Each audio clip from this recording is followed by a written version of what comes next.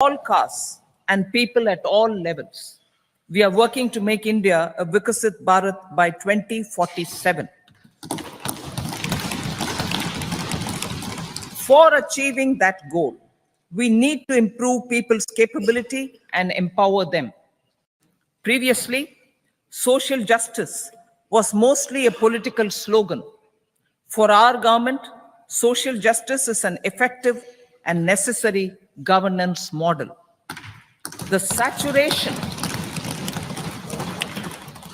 saturation approach of covering all eligible people is the true and comprehensive achievement of social justice. This is secularism in action, reduces corruption, and prevents nepotism, prevents Bhai Bhatijawad. There is transparency and assurance that benefits are delivered to all eligible people. The resources are distributed fairly. All, regardless of their social standing, get access to opportunities. We are addressing systemic inequalities that had plagued our society. We focus on outcomes and not on outlays so that the social economic transformation is achieved. As our Prime Minister firmly believes, we need to focus on 4 major castes. They are Garib, Mahilaye, Yuva, and Annadata. Their needs, their aspirations, and their welfare are our highest priority. The country progresses when they progress. All 4 require and receive government support in their quest to better their lives. Their empowerment and well-being will drive the country forward. Garib Kalyan, Desh Ka Kalyan. We believe in empowering the poor. The earlier approach of tackling poverty through entitlements had resulted in very modest outcomes. When the poor became empowered partners in the development process, government's power to assist them also increases manifold. With the pursuit of Sabka Saath, in these 10 years, the government has assisted 25 crore people to get freedom from multi-dimensional poverty. Our government's efforts are now getting synergized with energy and passion of such empowered people. This is truly elevating them from poverty. Direct benefit transfer of 34 lakh crore rupees from the government using PM Jan Dhan accounts has led to savings of 2.7 lakh crores of rupees for the government. This savings has been realized through avoidance of leakages prevalent earlier. The savings have helped in providing more funds for Garib Kalyan. PM Swanidhi has provided credit assistance to 78 lakh street vendors. From that total of 78 lakh street vendors, 2.3 lakh have received credit for the 3rd time. PM Janman Yojana reaches out to the particularly vulnerable tribal groups who have remained outside the realm of development so far. PM Vishwakarma Yojana provides end-to-end support to artisans and craftspeople engaged in 18 trades. The schemes for empowerment of Divyangs and transgender persons reflect firm resolve of our government to leave no one behind. Welfare of Annadata. Farmers are our Annadata. Every year under PM Kisan Samman Yojana, direct financial assistance is provided to 11.8 crore farmers, including marginal and small farmers. Crop insurance is given to 4 crore farmers under PM Fasal Bima Yojana. These, besides several other programs, are assisting Annadata in producing food for the country and for the world. Electronic National Agricultural Market has integrated 1,361 mandis and is providing services to 1.8 crore farmers with trading volume of 3 lakh crores of rupees. The sector is poised for inclusive, balanced, higher growth, and productivity. These are facilitated from farmer-centric policies, income support, coverage of risks through price and insurance support, promotion of technologies, and innovations through startups. Empowering the Amrit PD, the Yuva. Our prosperity depends on adequately equipping and empowering the youth. The National Education Policy 2020 is ushering the transformational reforms.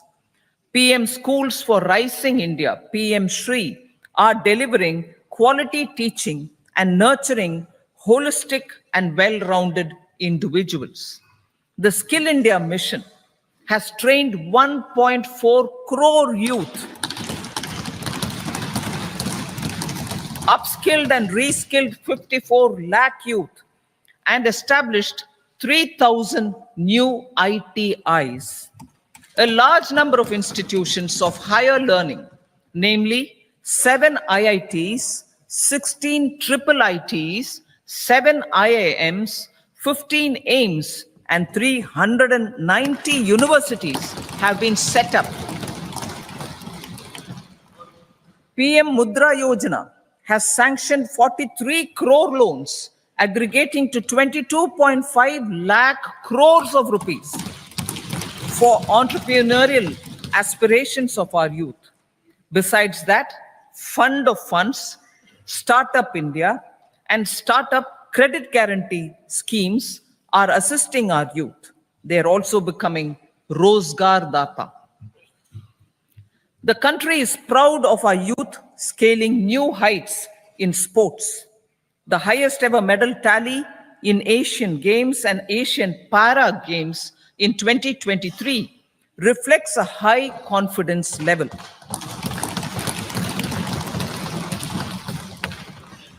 Chess prodigy and our #1 ranked player Pragyananda put up a stiff fight against the reigning world champion Magnus Carlsen in 2023.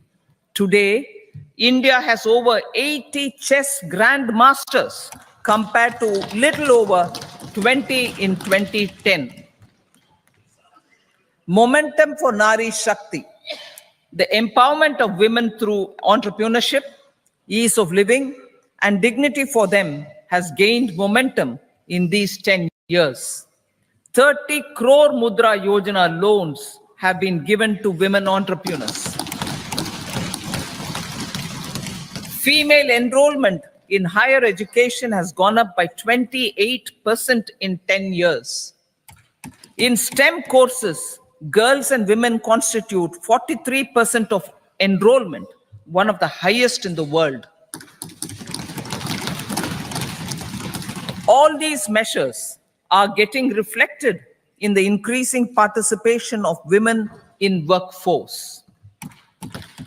Making triple talaq illegal, reservation of 1/3 seats for women in the Lok Sabha and state assemblies,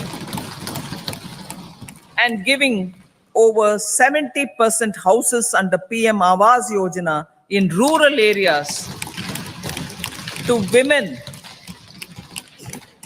and giving over 70% houses under PM Awas Yojana in rural areas to women as sole or joint owners have enhanced their dignity.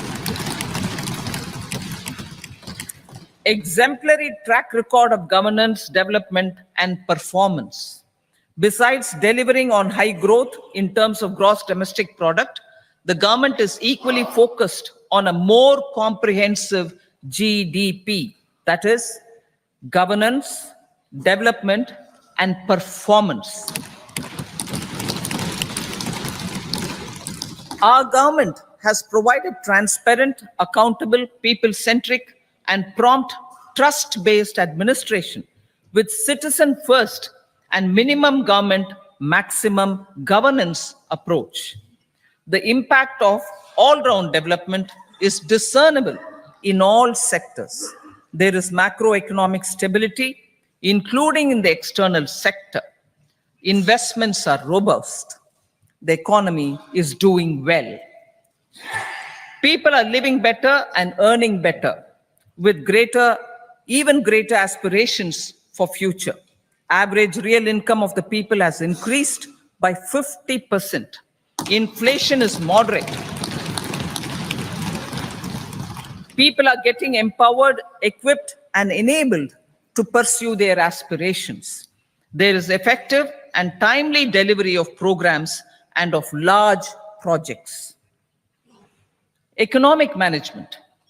The multi-pronged economic management over the past 10 years has complemented people-centric, inclusive development. Following are some of the major elements. 1. All forms of infrastructure, physical, digital, or social, are being built in record time.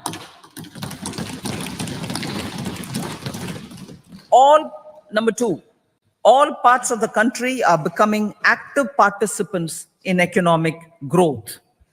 Number 3, digital public infrastructure, a new factor of production as if in the 21st century, is instrumental in formalization of the economy.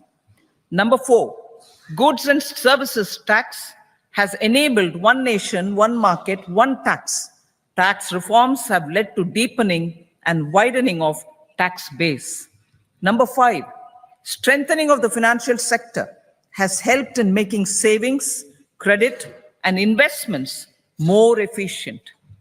Number 6, GIFT, IFSC, and the Unified Regulatory Authority, IFSCA, are creating a robust gateway for global capital and financial services for the economy. Number 7, proactive inflation management has helped keep inflation within the policy band. Now, the global context, Honorable Speaker, sir. Geopolitically, global affairs are becoming more complex and challenging with wars and conflicts. Globalization is being redefined with reshoring and friendshoring, disruption and fragmentation of supply chains, and competition for critical minerals and technologies. A new world order is emerging after the COVID pandemic. India assumed the G20 presidency during very difficult times for the world. The global economy was going through high inflation, high interest rates, low growth, very high public debt, low trade growth, and climate changes. The pandemic has led to a crisis of food, fertilizer, fuel, and finances for the world, while India successfully navigated its way. The country showed the way forward and built consensus on solutions for those global problems. The recently announced India-Middle East-Europe economic corridor is a strategic and economic game changer for India and others. In the words of Honorable Prime Minister, the corridor, and I quote, will become the basis of world trade for hundreds of years to come, and history will remember that this corridor was initiated on Indian soil, unquote. Vision for Vikasit Bharat. Our vision for Vikasit Bharat is that of prosperous Bharat in harmony with nature, with modern infrastructure, and providing opportunities for all citizens and all regions to reach their potential. With confidence arising from strong and exemplary track record of performance and progress, Earning Sabka Vishwas, the next 5 years will be years of unprecedented development and golden moments to realize the dream of developed India by 2047. The trinity of demography, democracy, and diversity, backed by Sabka Prayas, has the potential to fulfill aspirations of every Indian. As Honorable Prime Minister in his Independence Day address to the nation mentioned, I quote, "There is no dearth of opportunities, as many opportunities as we want. The country is capable of creating more opportunities. Sky is the limit," unquote. Strategy for Amritkal. Our government will adopt economic policies that foster and sustain growth, facilitate inclusive and sustainable development, improve productivity, create opportunities for all, help them enhance their capabilities, and contribute to generation of resources to power investments and fulfill aspirations. Guided by the principle, reform, perform, and transform, the government will take up next generation reforms and build consensus with the states and stakeholders for effective implementation. It is an important policy priority for our government to ensure timely and adequate finances, relevant technologies, and appropriate training for the micro, small, and medium enterprises, MSMEs, to grow and also compete globally. Orienting the regulatory environment to facilitate their growth will be an important element of this policy mix. Aligning with the Panchamrit goals, our government will facilitate sustaining high and more resource-efficient economic growth. This will work towards energy security in terms of availability, accessibility, and affordability. For meeting the investment needs, our government will prepare the financial sector in terms of size, capacity, skills, and regulatory framework. Aspirational Districts Program. Our government stands ready to assist the states in faster development of aspirational districts and blocks, including generation of ample economic opportunities.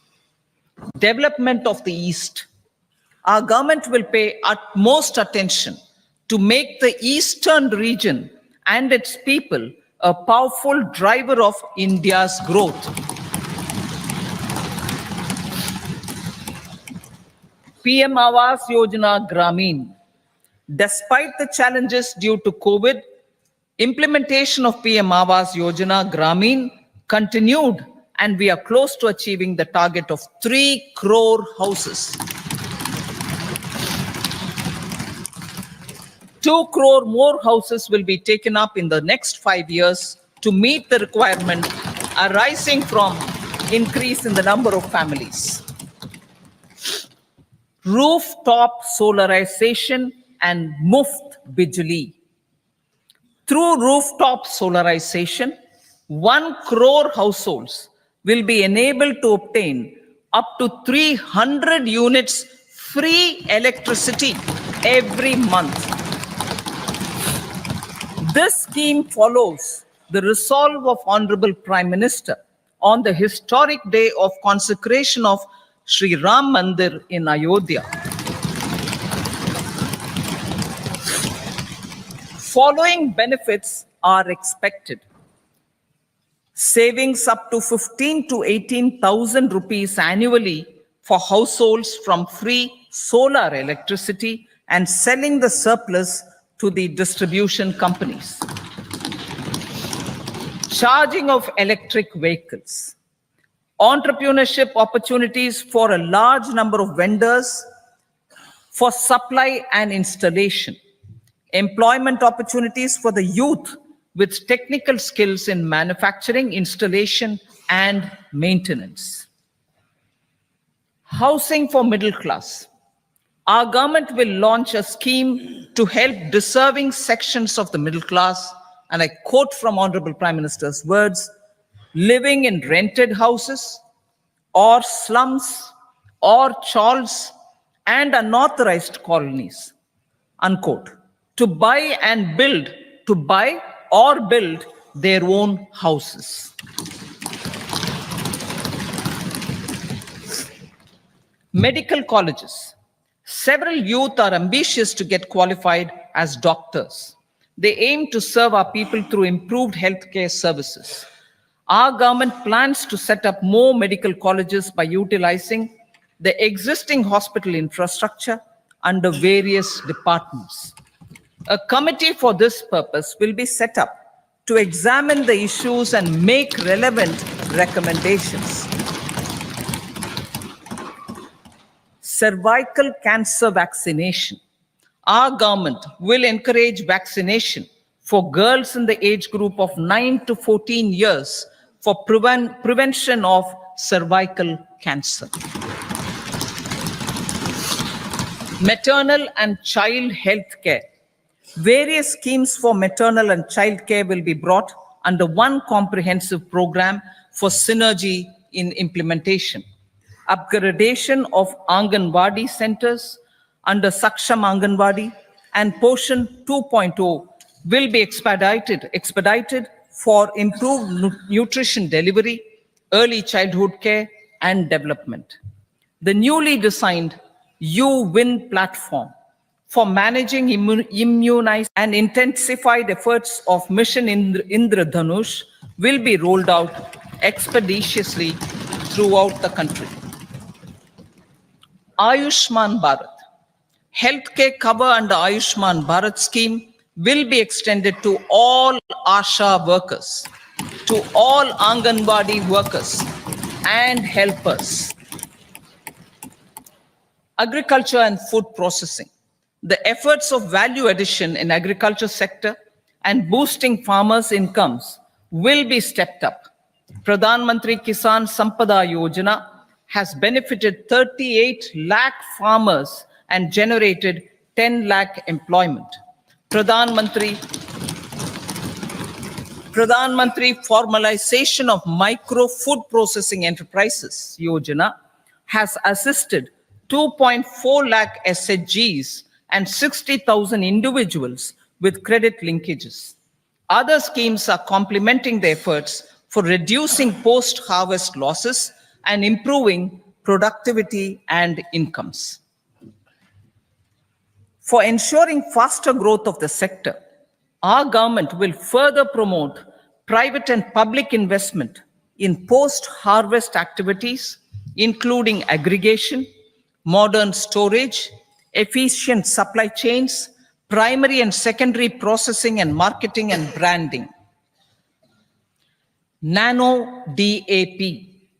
After the successful adoption of nano urea, application of nano DAP on various crops will be expanded in all agroclimatic zones.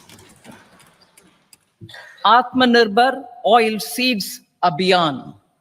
Building on the initiative announced in 2022, a strategy will be formulated to achieve Atmanirbharta for oil seeds such as mustard, groundnut, sesame, soya bean, and sunflower. This will cover research for high-yielding varieties, widespread adoption of modern farming techniques, market linkages, procurement, value addition, and crop insurance. Dairy development. A comprehensive program for supporting dairy farmers will be formulated. Efforts are already on to control foot and mouth disease. India is the world's largest milk producer with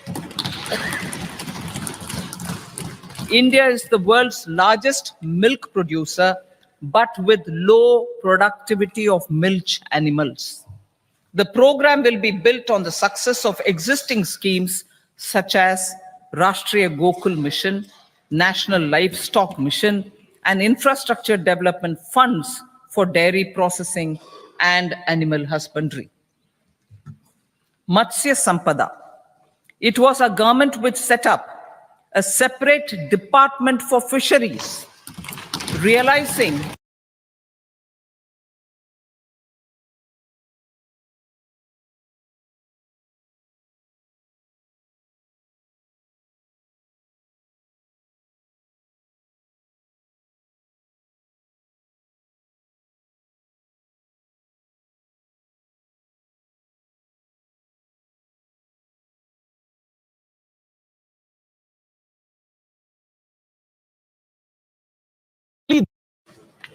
the Indian economy, a separate department for fisheries, realizing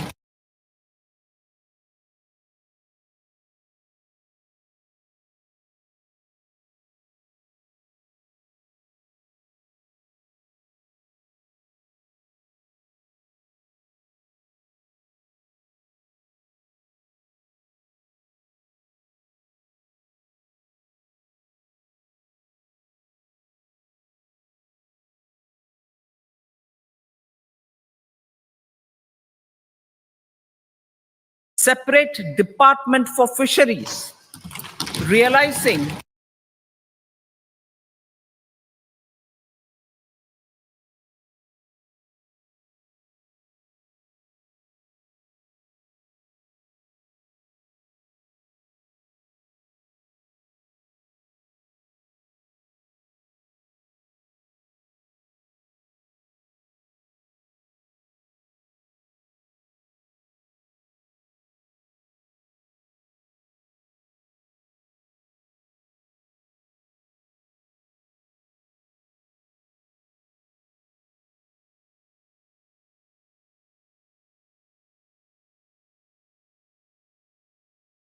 +60 sports, 6,000 plus products. new age technologies and data are changing the lives of people and businesses. They are also enabling new economic opportunities and facilitating provision of high quality services at affordable prices for all, including those at the bottom of the pyramid. Opportunities for India at the global level are expanding. India is showing solutions through of its people. Research and innovation for catalyzing growth, employment, and development. Prime Minister Shastri, Prime Minister Lal Bahadur Shastri gave the slogan of Jai Jawan, Jai Kisan. Prime Minister Vajpayee, Atal Bihari Vajpayee ji, made that Jai Jawan, Jai Kisan, Jai Vigyan. Prime Minister Modi has furthered that to Jai Jawan, Jai Kisan, Jai Vigyan, and Jai Anusandhan, as innovation is the foundation of development. For our tech-savvy youth, this will be a golden era. A corpus of 1 lakh crore rupees will be established with 50-year interest-free loan provided. The corpus will provide long-term financing or refinancing with long tenors and low and or nil. I repeat that sentence. The corpus will provide long-term financing or refinancing with long tenors and low or nil interest rates. This will encourage the private sector to scale up research and innovation significantly in sunrise domains. We need to have programs that combine the powers of our youth and technology. A new scheme will be launched for strengthening deep tech technologies for defense purposes and expediting Atmanirbharta. Infrastructure development. Building on the massive tripling of the capital expenditure outlay in the past 4 years, resulting in huge multiplier impact on economic growth and employment creation, the outlay for the next year is being increased by 11.1%. to 11,11,111 crore rupees.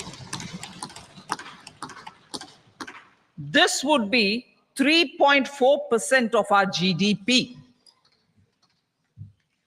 Railways. 3 major economic railway corridor programs will be implemented.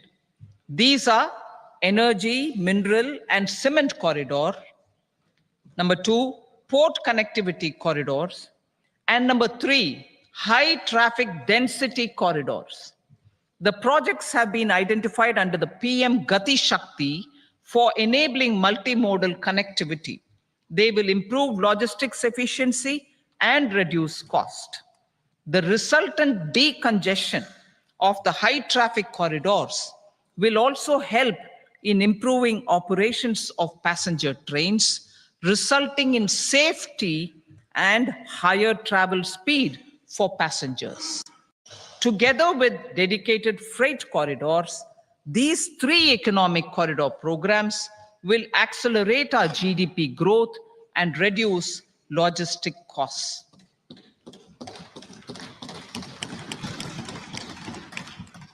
40,000 normal rail bogies will be converted to Vande Bharat standards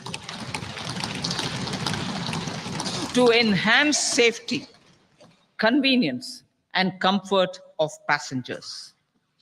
Aviation sector. The aviation sector has been galvanized in the past 10 years.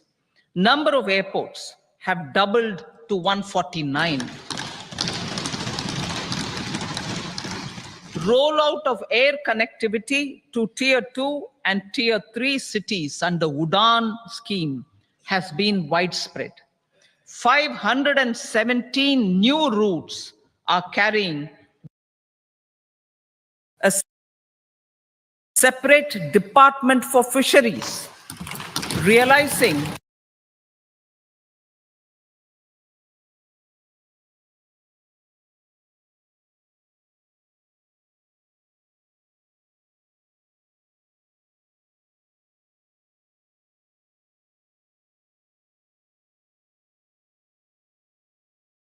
we have a fast expanding middle class and rapid urbanization is taking place. Metro rail and Namo Bharat can be the catalyst for the required urban transformation. Expansion of these systems will be supported in large cities, focusing on transit-oriented development. Green energy. Towards meeting our commitment for net zero by 2070, the following gap funding will be provided for harnessing offshore wind energy, potential for initial capacity of 1 gigawatt. Coal gasification and liquefaction capacity of 100 metric tons will be set up by 2030. This will also help in reducing imports of natural gas, methanol, and ammonia. Phased mandatory blending of compressed biogas in compressed natural gas for transport and piped natural gas for domestic purposes will be mandated. Financial assistance will be provided for procurement of biomass aggregation machinery to support collection. Electric vehicle ecosystem.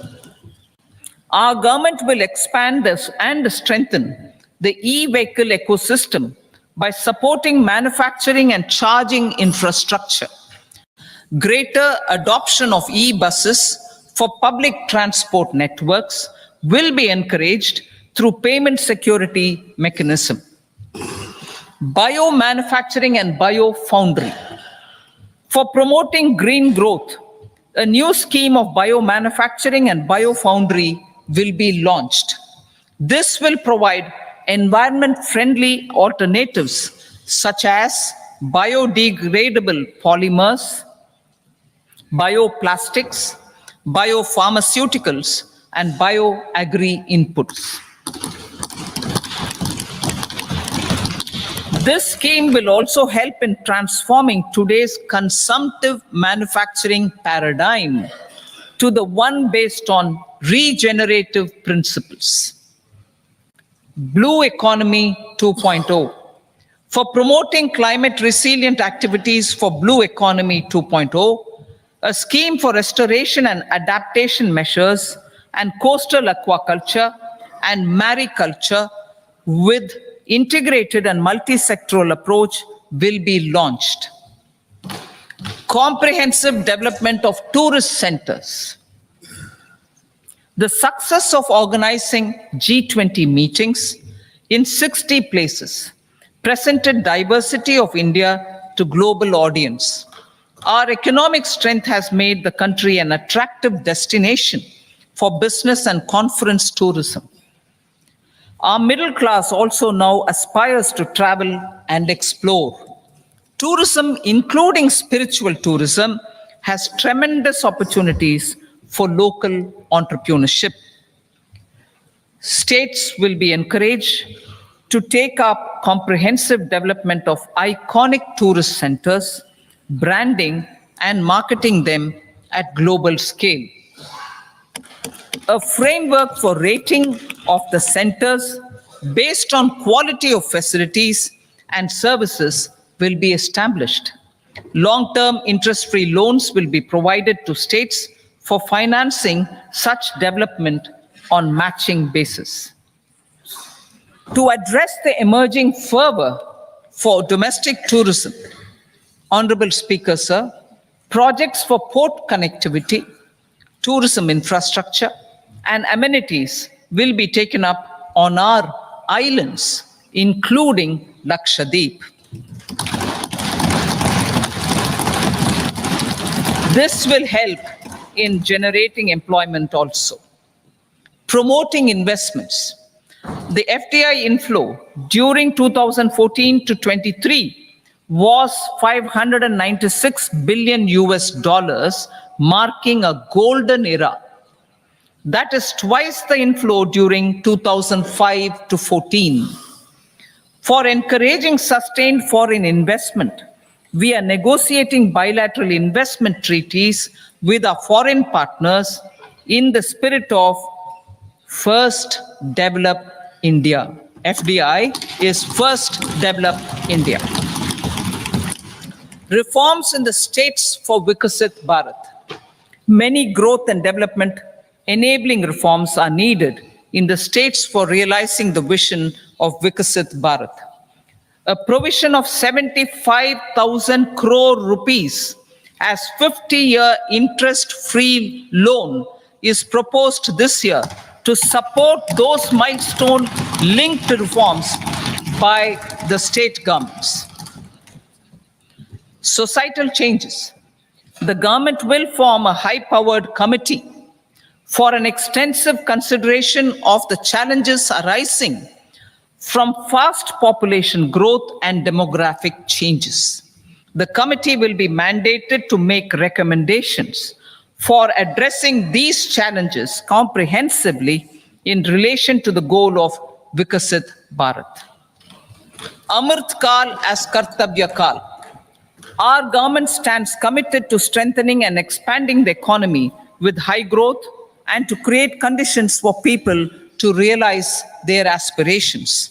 Honorable Prime Minister in his Independence Day address to the nation in the 75th year of our Republic said, and I quote, "We commit ourselves to national development with new inspirations, new consciousness, new resolutions as the country opens up immense possibilities and opportunities.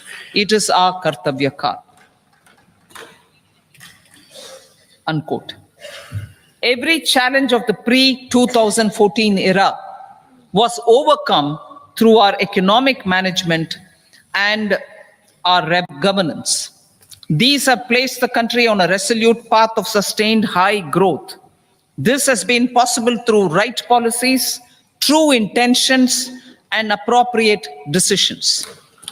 In the full budget in July, Honorable Speaker, our government will present a detailed roadmap for our pursuit of Vikasit Bharat.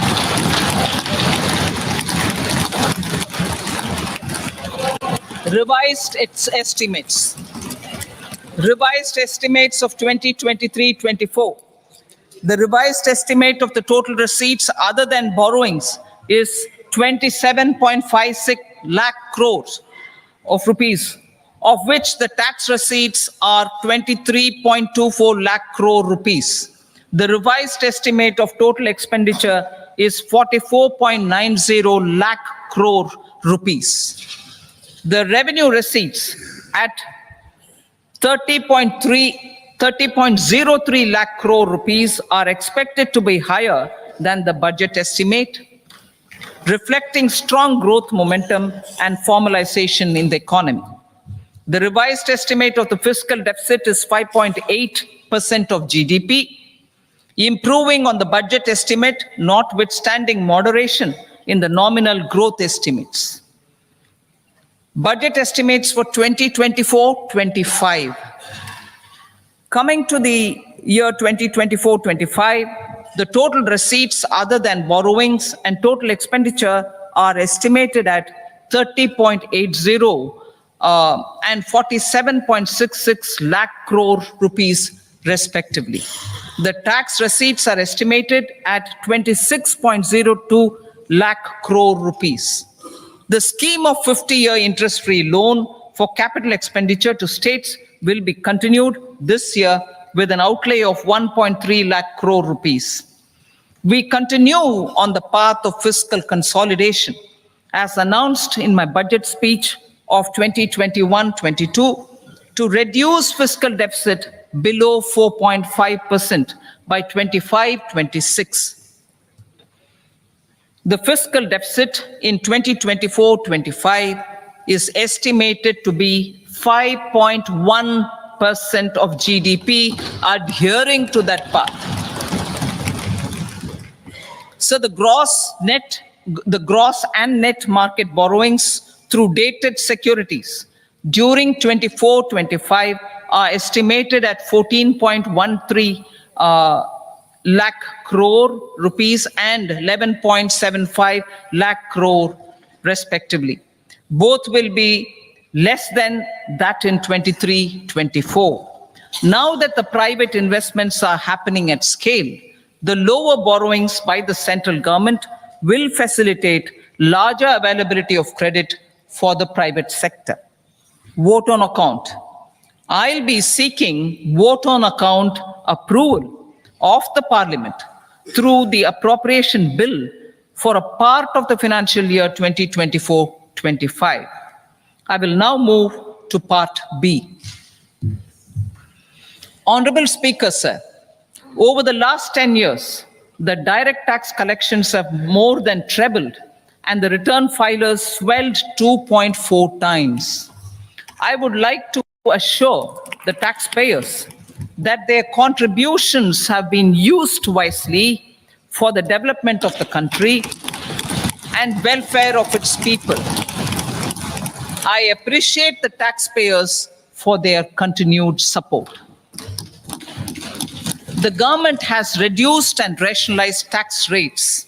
Under the new tax scheme, there is now no tax liability for taxpayers with income up to 7 lakh rupees, up from 2.2 lakh rupees in the financial year 2013-14.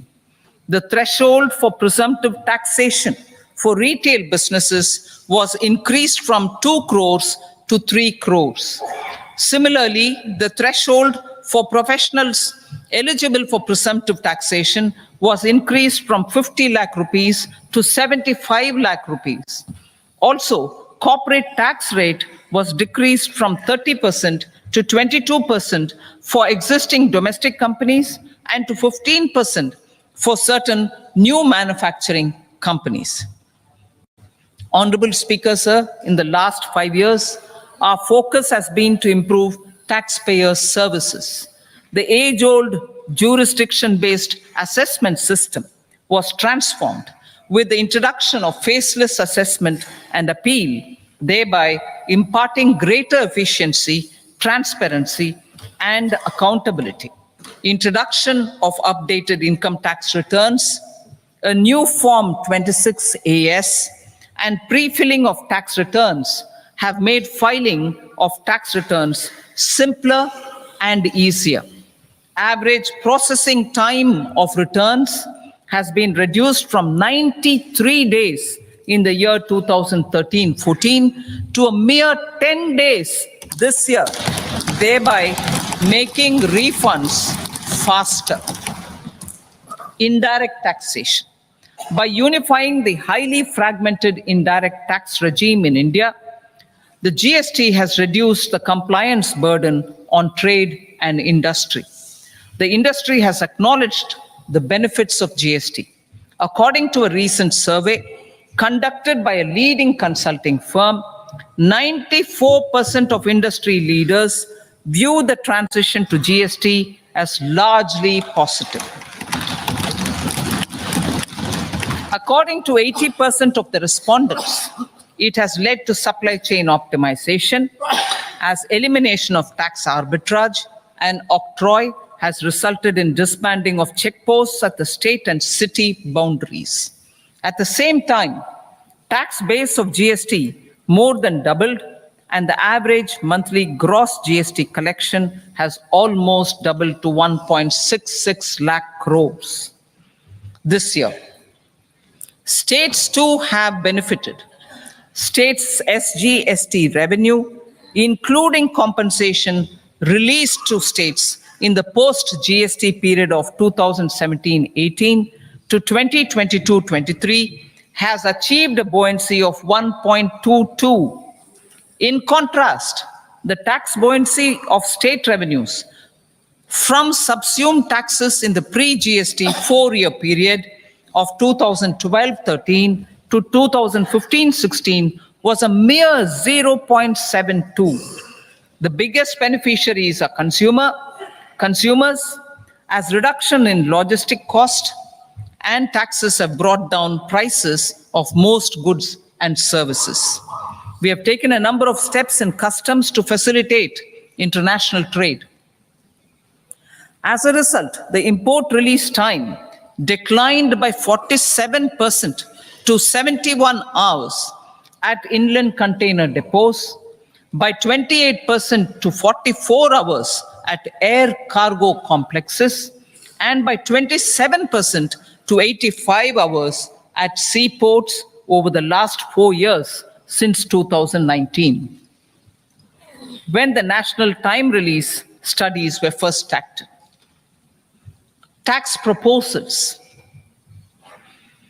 As for tax proposals, in keeping with the convention, I do not propose to make any changes relating to taxation and propose to retain the same tax rates for direct and indirect taxes, including import duties.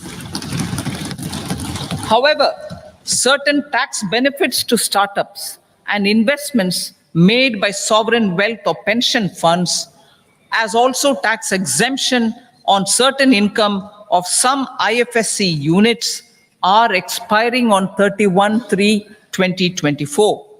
To provide continuity in taxation, I propose to extend the date to 31/3/2025. Moreover, in line with the government's vision to improve ease of living and ease of doing business, I wish to make an announcement to improve taxpayer services. There are a large number of petty, non-verified, non-reconciled, or disputed direct tax demands, many of them dating as far back as 1962, which continue to remain on the books, causing anxiety to honest taxpayers and hindering refunds of subsequent years.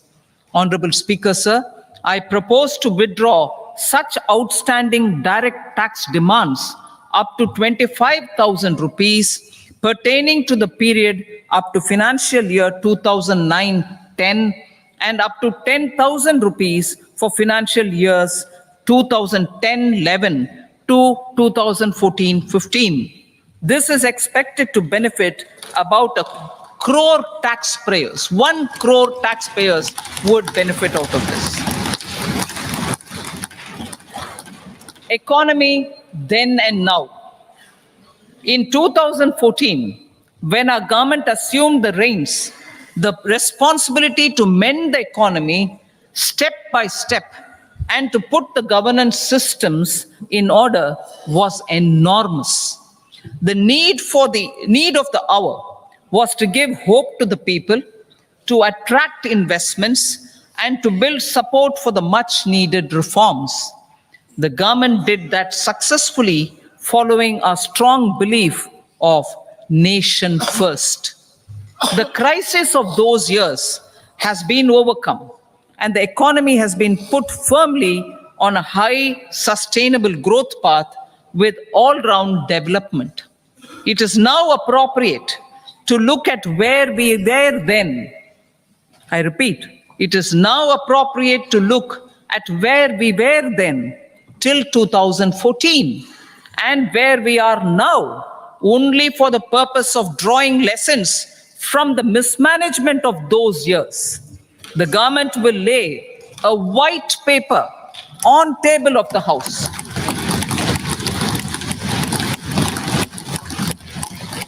The exemplary track record of governance, development, and performance, effective delivery, and Jan Kalyan has given the government trust, confidence, and blessings of the people to realize whatever it takes. The goal of Vikasit Bharat with good intentions, true dedication, and hard work in the coming years and decades. With this, Honorable Speaker, I commend the interim budget to this august House. Jai Hind.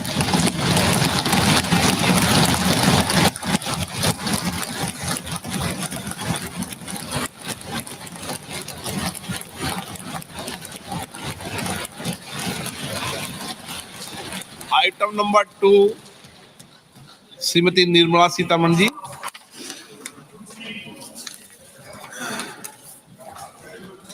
So, with your permission, I rise to lay on the table the following statements under Section 3(1) of the Fiscal Responsibility and Budget Management Act 2003, medium-term fiscal policy cum fiscal policy strategy statement, and macroeconomic framework statement. Item number 3 Shrimati Nirmala Sitharaman ji. Sir, with your permission, I rise to move for leave to introduce the Finance Bill 2024. प्रश्न ये है कि विधेयक को पुनर्स्थापित करने की अनुमति प्रदान की जाए। जो सदस्य इसके पक्ष में हाँ कहें, जो सदस्य विरोध में ना कहें। मेरे विचार में निर्णय हाँ वालों के पक्ष हुआ, हाँ वालों के पक्ष हुआ। माननीय मंत्री जी।